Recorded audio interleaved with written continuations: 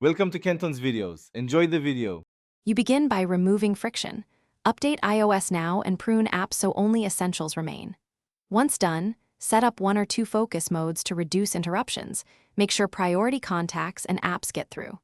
Next, reorganize your home screen into clear folders and a primary dock so you don't search. This saves minutes every day. Finally, add a single productivity widget and place it where your thumb naturally rests. That small access point changes behavior fast. You now automate recurring actions so the phone works for you.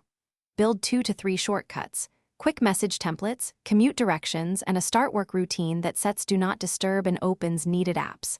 Then reorganize apps by action, communication, tasks, reference, placing daily use apps on the first page.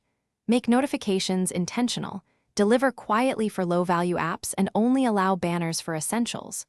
Once these are live, your attention stays on tasks rather than the device. You finish by creating a short ritual, a nightly 1 to 2 minute review to archive emails, set tomorrow's top 3 tasks, and close tabs. Make sure iCloud backup and app syncing are on so settings persist across devices. Verify at least 10% free storage. If something breaks, reboot first. If problems continue, reset network settings or temporarily disable the offending app's notifications. That targeted troubleshooting gets you back to productivity without erasing custom setups. Thanks for watching. Consider subscribing if we helped you.